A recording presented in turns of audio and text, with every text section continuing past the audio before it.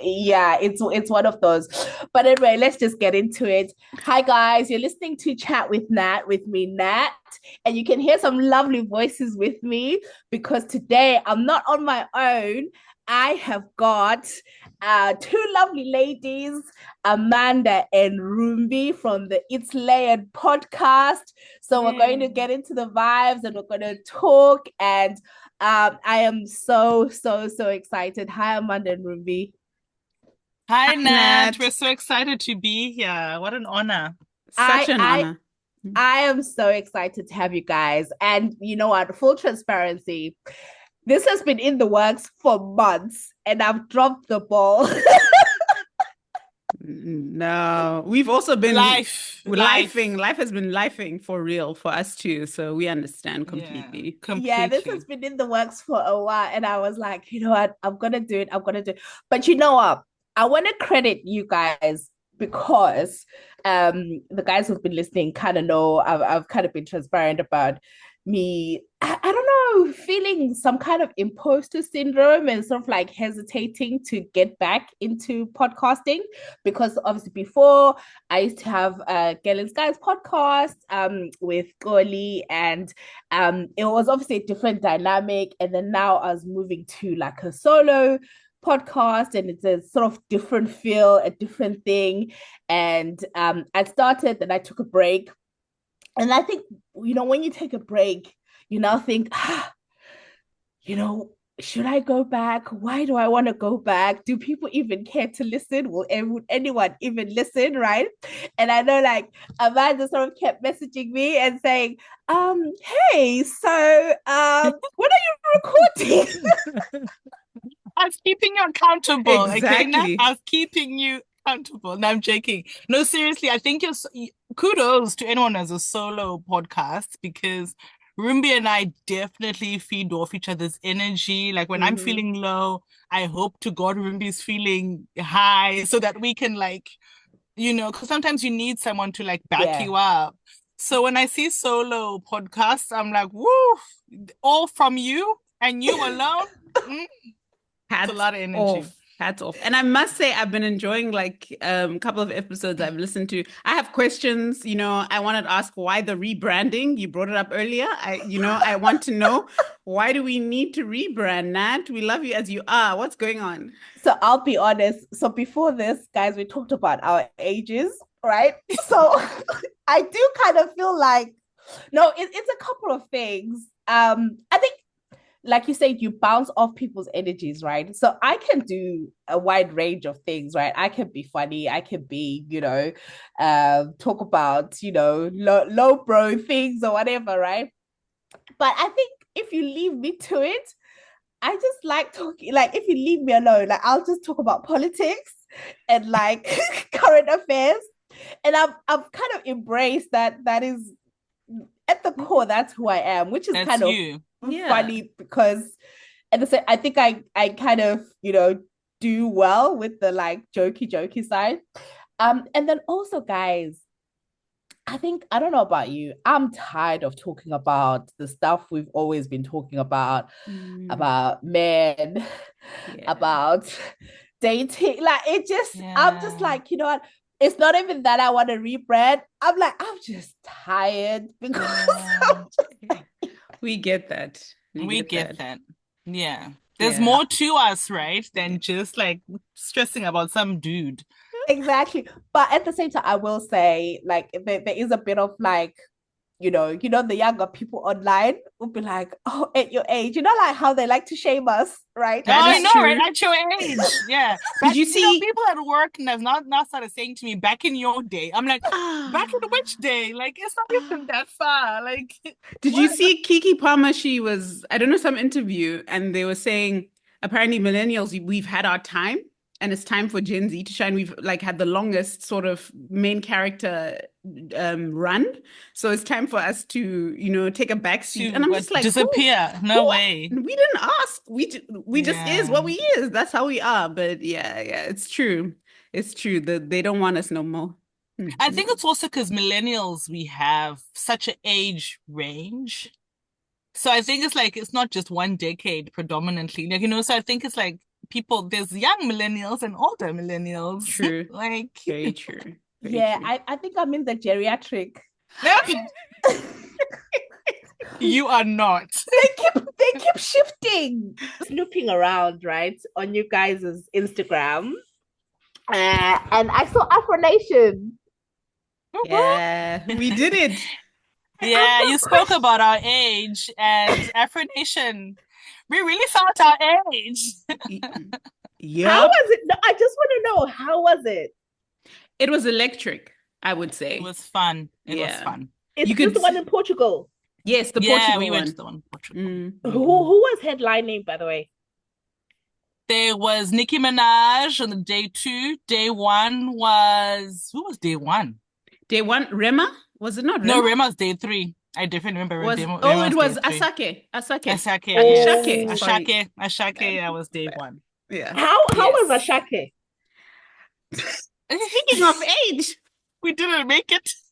Did you not? Like, okay, like we made it enough to see them, like to be like, oh, I've seen you live now, and like dance to a song or two. Then we're like, okay, we better get out before the masses. Everyone wants to get out. Yeah. Like literally, we were being very mature about it. Like, who thinks like that? Yeah. Like, clearly not anyone in their 20s. But like, you know, when you just spent the whole afternoon, well, not whole, but like whole evening walking up and down. By the time they came on at like midnight, you're just like finished. I can't stand on this sand anymore. It was the sand that took us out. Like my calves have never had a stronger workout in their life. And Amapiano, you really had to dance. So that's also where all our energy went. Yeah. So by the time you went back, because they had 2 stages, like the Afro Beats stage and then the Amapiano one. Oh. So by the time you saw like Uncle Waffles, like you're like, I got no energy for anyone else. So Uncle Waffles was day 1. Day 2, Rumbi, who was wasn't it the last one? Because the day 3 was Major Leagues. Yeah, who was in the middle? I don't remember who was in the middle. I don't remember, but was it another Maporisa Kabza? Were they at Maporisa did a surprise Maporisa was there. He was there the whole time. Yeah, but he wasn't the headliner. He just came by. Wasn't it Durban Gogo? No, but she was maybe earlier. Calvin Momo? Maybe it was I think Calvin Momo. So day 2 was just the quieter artists. Yes. So did you guys see Nikki? Did you see her? We saw Nikki. We saw Tyler. Nikki was late. Sorry, was very late. She was so late. Because I've heard mixed reviews about like her appearances. When she came on with her new music, and the whole crowd was like, we were like, what is this? We came here for old Nikki. So by the time we like decided, okay, we're bad enough, let's go. Then apparently later on, she then started doing all the hits and bangers we all know her for. So it was unfortunate. Mind you, I think she looked like she stepped off a plane because she was wearing like a coat and we're like, it's hot. Like, what's happening? Yeah. Her DJ actually left early because I think he had been trying to hold down the fort for so long. Yeah. So he was like fed up and he just took his laptop and left the stage. So yes. And then he's like, I'm done. And that was the major difference between the Afro beats and the Amapiano. Yes. Amapiano didn't let up. Like the acts would change as the song is playing. So sometimes you'd even be dancing, then you look up, you're like, they're done with their set. Like it's the next person. Yes. Whereas the Afro beats was definitely like, get you hype, stop. Get you hype, stop. So those stops, they killed the energy. They killed the vibes. A lot. Yeah. We sound like we're complaining. Meanwhile, we had fun. No, we had a great time, but the crowd is hard to please, I will say. Like even Tyler like we loved Tyler's album, so we were excited to like hear the songs. Yeah. But unfortunately, she also did like ballads, and it was just not the crowd for that. People are literally having fat chats, like while she's performing. Like literally, they're having guans like in front of you, just like whatever they were talking about. Yeah. And then only when she did her hits, then people are like, oh, okay, water, okay. You know what I mean? So and you really realize TikTok culture. Like everyone's just waiting for that 10 seconds that they've seen on TikTok to do the challenge and then like move on. So the whole song, when you have a catalog or whatever, it gets so lost in the sauce because people are like, well, I don't even know what other songs you do. Yeah. Oh my God. No, that sounds so interesting because I was interested in the Nikki because I did see like the mixed reviews about her appearances. I don't And know then why she headlined. I'm still there, No. and it's not I like feel like yeah. it she was brought for the heat. clout, like to say we got Nikki. Otherwise, Yeah, I think they still want yeah, the big American names. And then yeah, Ashake, I know you guys didn't see him. I love I love yeah, him too. I yeah. love Ashake so much. I saw him in London, was it September? September. And you know what? He gave us nothing. Wasn't he flying? Okay. Wasn't he Not flying or something? nothing. People were like, Not get nothing. down, Ashake. People were I like, get down. do you know Uh, it was one of those like I realized that I've been spoiled, I put say in quotes. Like I love Beyonce and I love Beyonce because I've seen her live. yeah, yeah. And I think once you've seen a performer who gives it their all live, so Ashake was just like I mean, the songs, right? Like everyone had so much fun because we love the songs. Yes. Like, so Mm, the vibes just took over. But he mm, himself, like mm. it was like you're not giving, like how Beyonce goes on stage and even like her Beyonce stepping works. is like purposeful. Like Yeah. Ashaka's just like wandering down the stage. I'm like, ah, What's he wandering down? Not That's wandering how we down the felt about stage. Omale Rumbi. Do you remember? Yeah, yeah, People yeah. were like, We oh my felt God, that. Omale. And then Rumbi and I were like towards the back, and we're just like, no, it's not giving what's Yeah. supposed to The give. songs Like, were great, but yeah, performance, nah. performance was a bit. Amapiano's killed it. yeah, I will say yeah. those Mm, people work. Yeah, like Okay. Uncle Waffles, her whole team, Tyler, I Ah, see you. They yeah, came, they know how to. I think it's also the culture, right? yeah, Groove. Like people really do. yeah, Whereas I feel like other people perform for you, whereas they look like they're having fun in in yeah, in it as and well. doing impromptu dances, and like someone comes on Mm, stage who was on yeah, stage before, and it's just really like a yeah, culture. We were yeah. yeah, even laughing how when major league DJs were playing, we're like, these guys, can they perform? Because every 2 seconds someone's coming to greet them, every 2 seconds someone's coming to dab them, every like yeah, it was just Yeah, full. yeah, Like that's the energy and the culture. So if you're yeah. not going to yeah, have that, you have to be ready to bring your A game. To Unless you're like Tim's, you're a belter, you're yeah, mm, there for the soul and the yeah, yeah, yeah. yeah, It's so yeah. how did this come out of the group chat? Like was there a group chat? Like, 'cause 100%, I'm thousand always percent. impressed. Like when trips happen, tell me how did it happen? How long did you guys plan this for? I say this only because I feel like every other Instagram story on my feed was Afronation. And I was like, hold up, wait, where did all these people plan to go to Afronation? First of all. And secondly, I'm like, wow, what am I doing wrong in life? Like, what's going on? Like, everyone is in Afronation? Amanda, do you want to go? Well, I've always wanted to go. I think when did they first have 2019, obviously with the Yeah, rise of Afro beats yeah, and like it was one of those things you probably understand that when someone else is planning and you're like, I okay, someone else is planning, all I have to do is pay and pay when like yeah, bet. So Rumbi was that plug for us. We're so grateful because she like just got the ball rolling, got the group together, got this is what we need to do, this and we need to go. And I just followed. I'm not even gonna like yeah. but I really had always wanted to Yeah, go. So to have someone make it easy, it just was so helpful. Like, why not? And I thought if I'm gonna go to go in a group, yeah, because even if someone's not feeling the vibes or someone's unwell or whatever, you can break apart and yeah, still.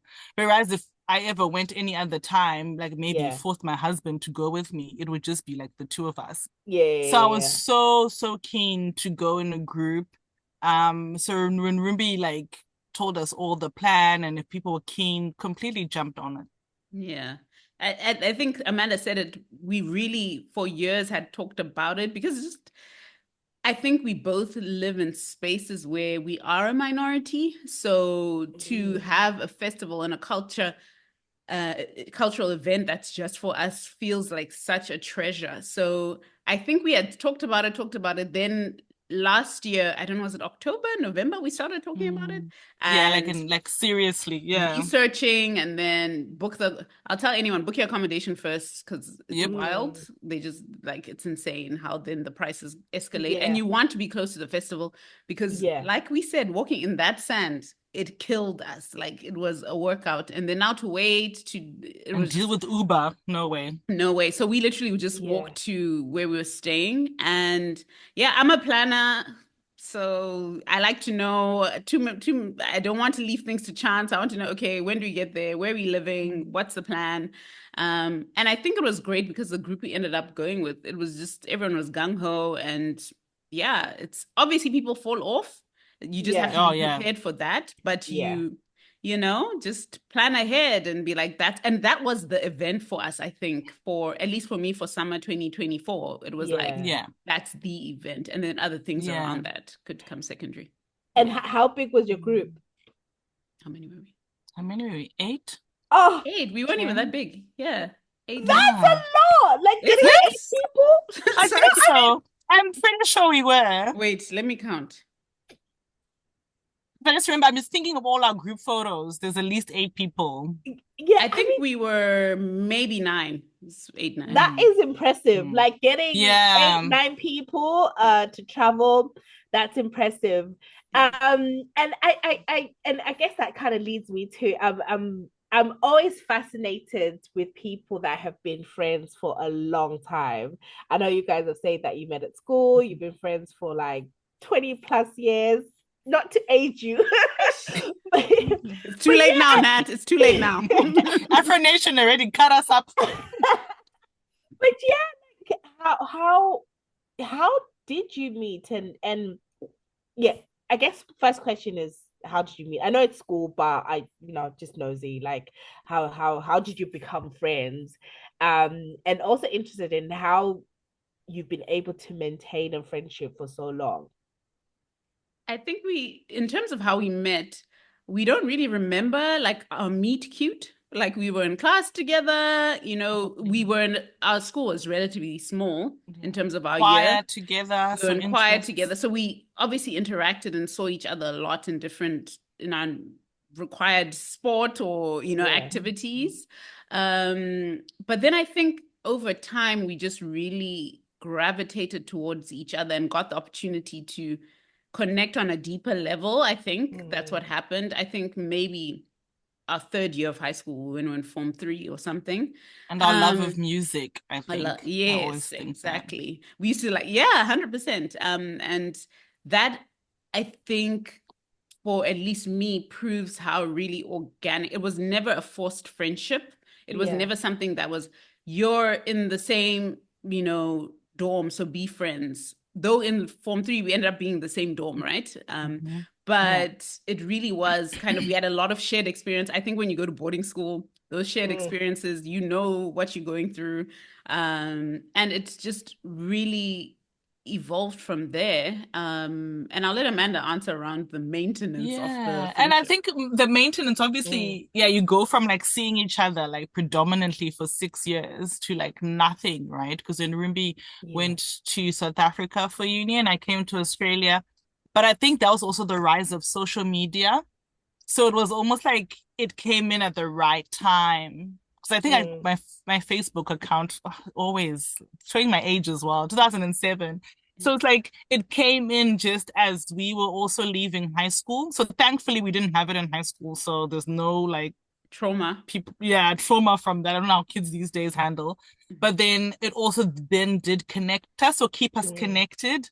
I could see what Rumbi was up to at Rhodes, you know what I mean? And like we could catch up, and then every time I came home, we'd try to always meet up with each other. So it was intentional in that you don't talk every day, but like a very good long distance relationship, you always make sure you keep each other updated. And obviously now having like access to stuff, WhatsApp and all these social media, it made it a bit easier in that respect. I couldn't imagine writing letters like I mean, I love a letter, but I don't know how our Also, how parents long did will it. it take? Like to Yeah, so I think we just really benefited from social media as well. And we're big communicators, Rumbi and I think like pick up where you left off kind of people. Like, you know, Yeah. some people are like daily check-in, you have to, you have to. And Yeah. then some people are like, that's great, but then if you can't, we can still Yeah. pick up where we left off. So Yeah. it just really it gelled. It gelled. No, that's good. So, because I have a theory, right? A working theory, Yeah. um, that I think. Okay, so hear me out. Hear me out. I'm We're scared with now. you. We're with you. Yeah. I'm scared. So I think to maintain friendships, because I think about my friendships and friendships that I've had, like from people that I went to school with or people that I've met along the way. And like you said, you have to be intentional sometimes. And I think you do have to have that attitude of like, okay, if I didn't speak to you for a week, it's fine. Mm. But I do think group chats, right, have such a great role in maintaining friendships, perhaps in recent years, right? So Mm. I think back on like some of my friendships, and there's some friends of mine that I reconnected with last year, not because of anything, but just life had just gone by. And then we created a group chat. And over the years, we've always been like, hey, hey, hey. But that I don't know, that one-on-one just never kind of picked up. But now that we have a group chat, It's it's firing. popping. Like, It's also common ground, right? And you can like in Yeah. real time talk to yeah, your friend. Like Rumbi, when I gave birth to my son and I was up at all odds of the morning, I knew yeah, Rumbi would be up, yeah, well, going about her normal day. Yeah. But because of the time difference, I knew she would yeah. be awake. And that also helps with bonding, right? Because you're like, okay, it's 2 a.m. in Melbourne. Who the hell is up right now? I'm like, oh, yeah, Ruby's up. So then it's like Yeah. you can banter and you can laugh at things. And Yeah. I think those little fun moments do help. So I do agree, group chats. And But now then there's with also TikTok. the sidebar in the group chat. You're like talking in the chat, but then you're also talking beside Of the chat. course, of course. Like, girl, okay. And What you is know she what they going on about, girl? exactly. And it also helps like to share common things like, TikToks. Because sometimes it's just, I thought of you, I knew you would appreciate or Yeah, laugh or resonate with that without yeah, having to get into the nitty gritties of it. But I think, yeah, also, as Amanda said, the relationship is firing on many cylinders. It's on WhatsApp, it's on group chats, it's on Instagram, it's on TikTok, maybe email if there's something to be emailed Yep, about. yep, Like yep. it's just, All going different chats. all the channels firing on yeah, all cylinders. Yeah. yeah. And then, so how did the podcast come about? So at what point did you say, oh, you know what, let's start a podcast? It was the pandemic, to be fair. It really was. Um, you're contemplating your life, and obviously now you're Yeah, leaning more on relationships. We're all stuck at home. And we would have like long DMCs, like, oh, for those of us, I don't know if this is an age thing. DMCs means deep, meaningful conversations, just putting it out there. it's the first And time I've heard of it. I love oh, it. really? Oh my goodness. Okay. I Maybe it's love not an it. age thing, but yeah, we would just like Mm, really go into life and, mm, addressing all these complexities around it. And it was just like, we should start a podcast. yeah, And Yeah. And I Amanda really think was being like, away from okay, home as well, right? We were yes. like, we're Zimbabweans, we're far away. Where's there something for us? And yeah, then we felt like, well, if it's not there, then maybe we should be one of the voices that's there. yeah, Yeah. I definitely wasn't into podcasts, and Rumbi showed me this whole new world, which I'm very grateful to be a part of now. And I'm grateful that Rumbi had the vision, because obviously I was just like, okay, podcast, okay, I'm with you. I'm riding with you, girl, but I'm gonna die on this ride. Like, like you say yes, and then you think, okay, I'm gonna have to figure out how we doing this. Yeah. yeah. But she definitely like spearheaded the idea and I'm so grateful because here we are now. Yeah. And Amanda held me accountable because she really was like, so when we starting, you talked about this podcast thing. Let's get it together, let's roll. So I think it helped, to feel like I felt safe in the relationship and the friendship.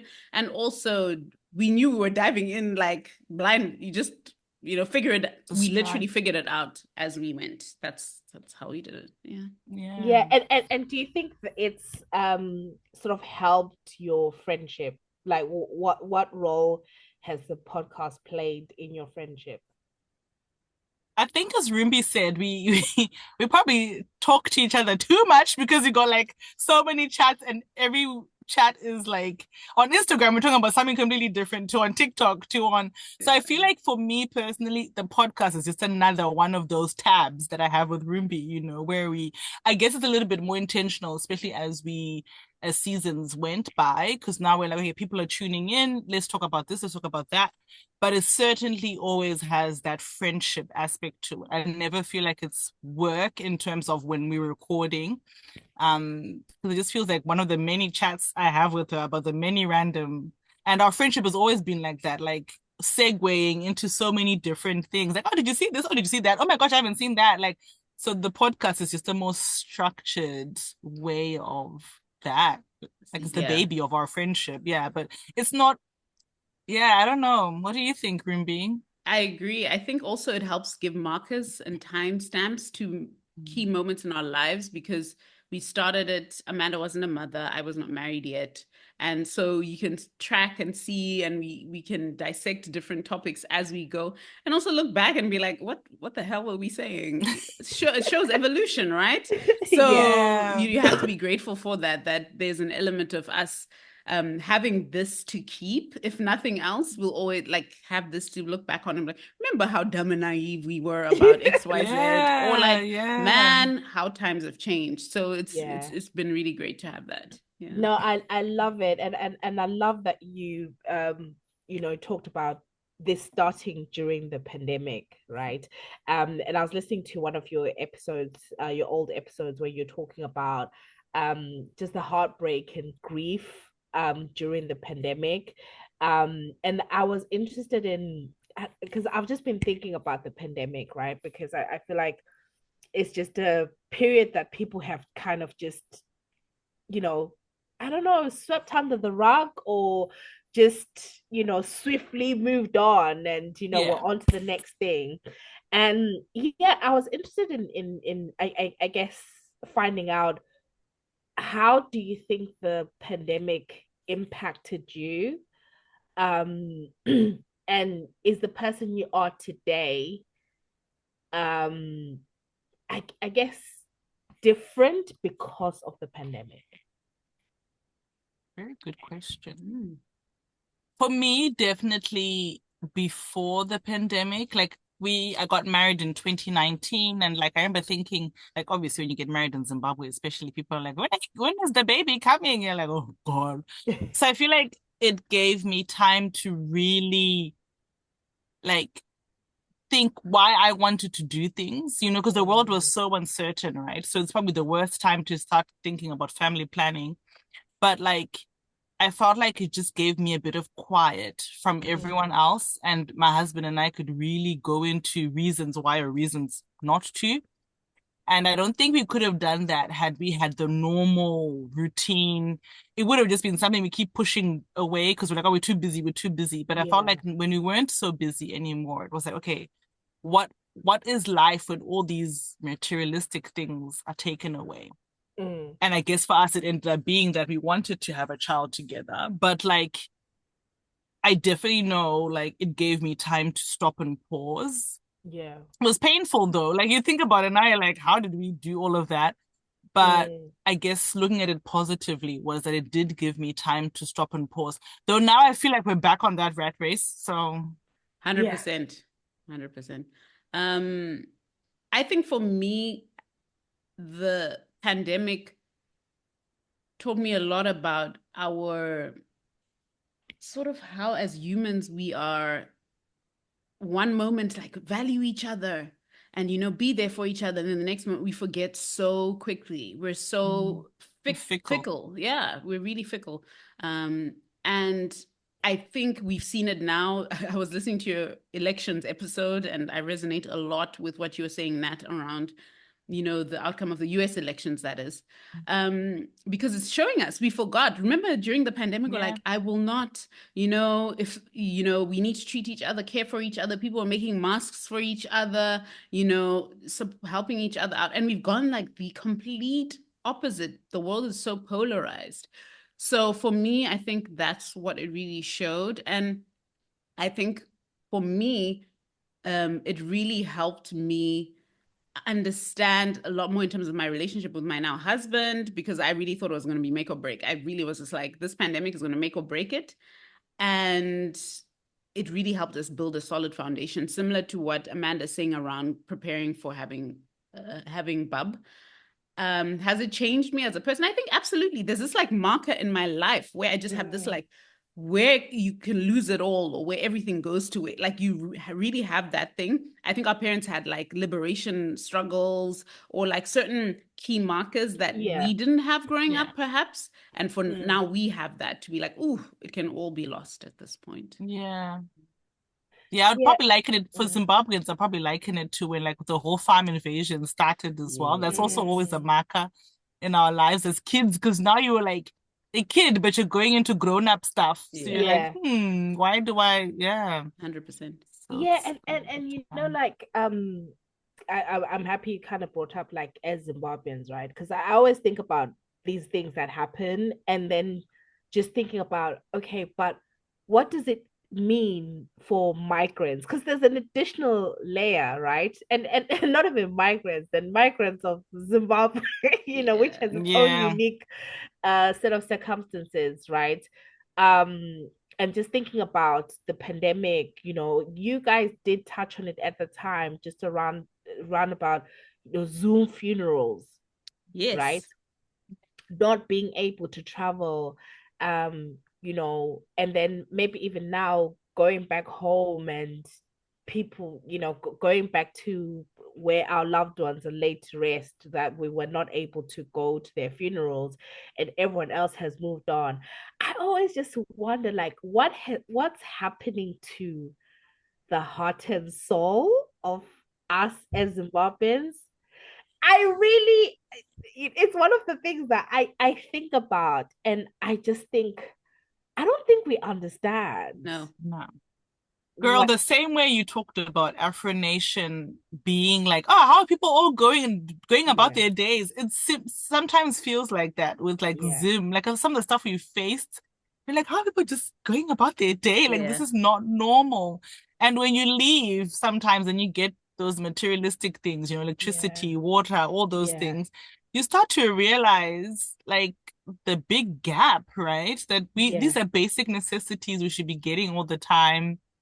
People shouldn't just think grief is just, oh, whatever, you bury someone, who's next kind of thing. Like, it's not, but it's like Zim is its own beast. Its own beast. Yeah, its own beast. Yeah.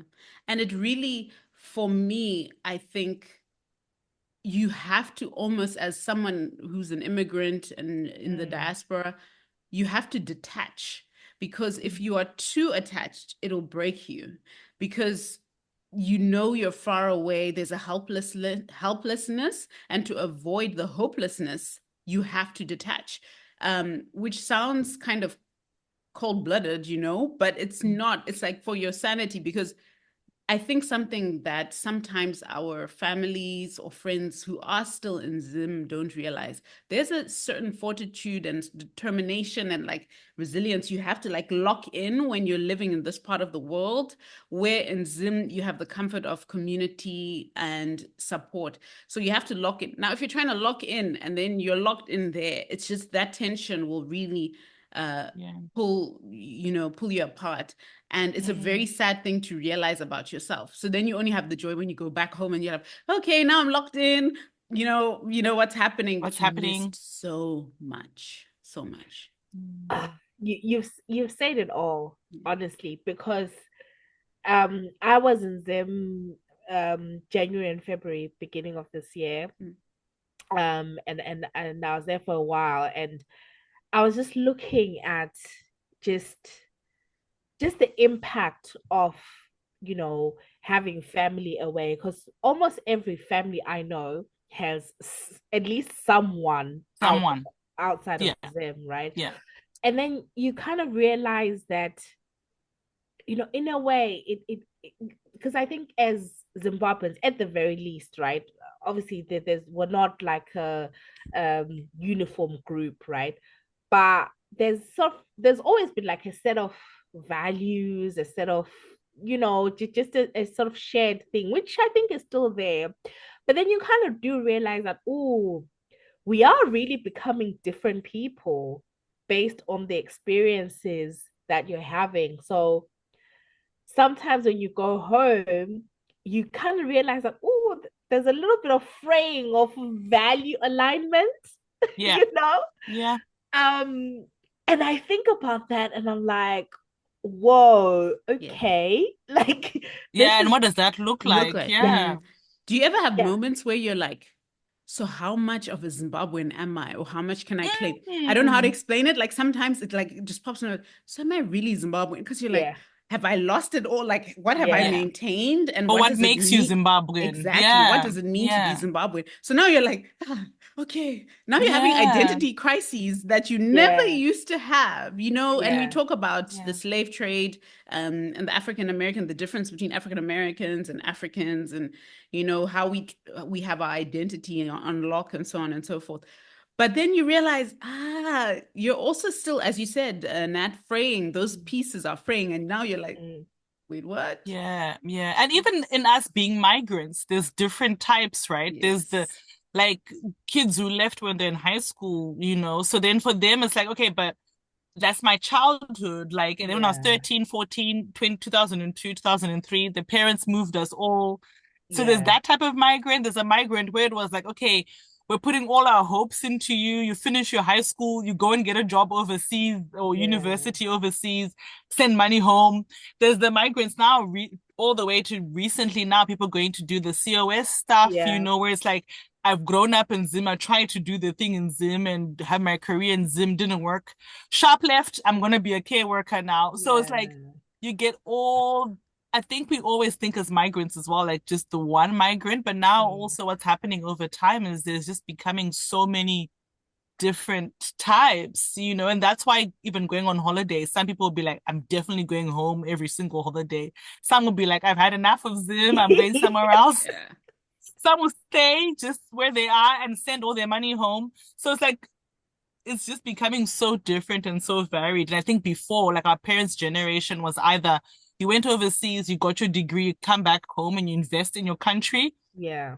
Or then the few that did stay overseas always then stayed overseas. Like you never got this great migration. I mean, our borders never closed during COVID. They never closed because they knew that people will be coming and going as they please. Yeah. No, do you guys know what this means? What does it mean? What does this mean? We need a part 2. 100%. 100%. Like we absolutely need a part 2 because I think about this thing. So I guess we talked about age at the beginning, right? Because we are now the aunties and the tetes and do you know what I mean? So it or not, we are. So really, because I think we're at that stage where a lot of us perhaps have spent a long time or sometimes even a longer time outside of them. But then you see the things that are happening even in these countries where we are, right? And for me, there's like, no, we need to kind of save the heart and soul of, what being Zimbabwean means, right? Because for our sanity, for the next generation, like I think people need to have a culture or something they can opt into. So, if you're in Australia and, like Amanda, if your children are growing up in Australia, I don't know what's happening in Australia, right, in terms of political and the racial sort of like dynamics. But you want them to be like, but you know what, I'm of Zimbabwean heritage, and just have that, even if they're not physically in them. And I'm like, oh guys, we need to do something. And I think these conversations go some way. Yeah, they at do. the very They least. do. Isn't it funny that you say this? And I'm pretty sure when people first moved to England, they would always deny being Zim. Yes. They'd be like, "Oh, I'm from South Africa." Yeah. Or like, but then now, isn't that funny? Even that, like, even seeing all these people on like Love Island and all these shows, and they're like, she's Zim. Now it's becoming like cool again to be Zim. Yeah. You know, isn't that funny for the UK especially? Exactly. But you know what? It's little things that different people have done, right? We're all contributing to the narrative, right? Because you're right. It was and is maybe not so much now, but it was always difficult to be like Zimbabwean because you're always thrown into a political conversation that you just may not be equipped True. Yeah. to take on. Oh, the energy. Like you're like, I don't have the energy. Exactly. And obviously it's that dynamic of you've left home, so beggars can't be choosers. So you can't be in a new land sort of saying, oh, the UK did this. Yeah. Well, you're now also in the UK. Although yes, you can have that conversation of like, oh, the Lancaster Agreement, this happened, but it's just like you're thinking, listen, I just want to get my money up. Yeah. And then it begs a question, like our colonialism episode. Then it starts saying all the effects, the trickle effect, and how we can go on, and it's just it becomes very layered for sure. Yeah. I get that. And that's why I think we need to have another conversation because there's something about what is the story that we are telling, right? Yeah. And it could be for us and it could be for the future generation. What's the story that we're telling? Because if you look at communities that are thriving, all things considered, there's a story that they tell, right? And they are intentional about telling that story, right? That we all respect, like, oh, this community, that community, and we know little bits about their history. And I think we need to do the same. And I think Zimbabweans are doing a good job, but we're all doing it like individually. Yes. Like, I think that's the problem there. Yeah. Silos. Yeah. But guys, oh my God, we need a part 2. Yes, well, this is why part 2, you have to jump onto our podcast. Yes. Please come on. Yes. We'd love to have So you. when we start recording, okay, girl, let me not hype you up. When we get ourselves together in the new year, we will definitely continue because we need to have this conversation. This needs a part 2, part 3, part 4. Yeah, there's so honestly, we need to have these conversations, and I'm really happy that we've started having this conversation. But I know we're short for time. It's all good. Because but you know what, guys, if you're listening, you've been listening to Amanda and Rumbi from the It's Layered podcast. Make sure you check it out, and we're going to pressure them to come back whenever. Yes. We want to. Let's do this series. You're onto something here. I'll pressure them to come back, and you've been listening to me, Nat, and do you know what? I feel like we're just at that. I wish we were doing like a 3-hour Joe Rogan type podcast, right? Joe Rogan type. Hey, that man, sure. Anyway, we need to invite us to London and we can do this live. Yes. That's put it out there. Yes, absolutely. Like I'd absolutely love it. I absolutely love it, and I've enjoyed having you guys on, but it definitely feels like the beginning of a conversation, and we got into the groove right at the end. I know, like, if you guys are listening, you're thinking, okay, so why don't you just continue? But it's just that, you know what, we got work to go to. We do. Time zones and time differences, you have to make it all work. Yeah, but we'll definitely come back because we would love to have you on our podcast as well, Nat. So people should definitely stay tuned because this is not the end. Okay, but I've got one last question. Sure. One last question. Choose one, right? I'm scared. Ceravita, Chocobolts or corded banana? Amanda, corn and you go banana. Choco malt. You can throw corn and banana in the wind. I thought you were gonna say corn and wheat. Corn and wheat is the jam. Vito, corn and banana or chocolate malt? Final answer, Rumbi. mine is Choco corn malt. and banana. Without a Chocolate doubt. malt is. Oh, I can't, guys. What? What's your answer, Nat? Tell us, please. Corn and banana. What? Ruby, who does chocolate malt? But we also asked people on the sled about Ceravita and Cerelac. Woo! People Started started a war. Ceravita. I think now Cerelac has changed its formula. Yeah, it's not as but great. The original Cerelac, yeah.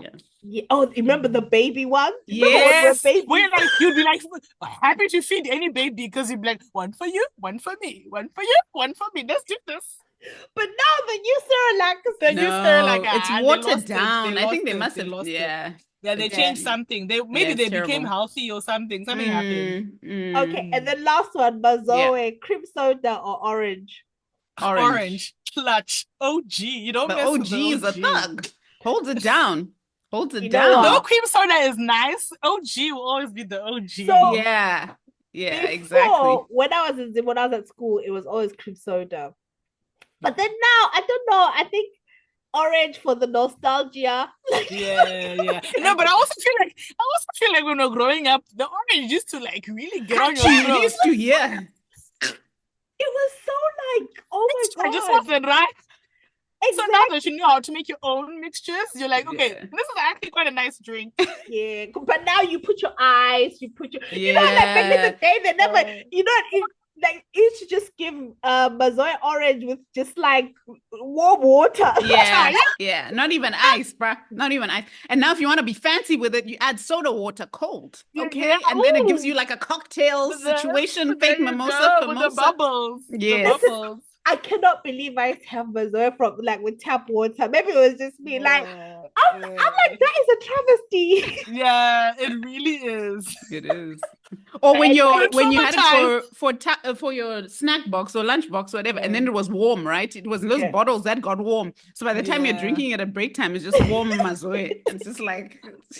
And then you're just being told, at least you have it. You're like, okay, I can't even complain. Yeah, exactly. But anyway, guys, with Amanda, Rumbi, I've had so much fun. I'm up for part 2, part 3, part 4, part 5. We definitely need like longer to talk about some of these issues. And I've really enjoyed having you guys on. And thank you. Thank you. Thanks so much for having us, Nat. Honestly, it's been a true pleasure. We appreciate it. Truly. Oh, my pleasure. And if you're listening, guys, bye. Take care. Take care, guys. Bye.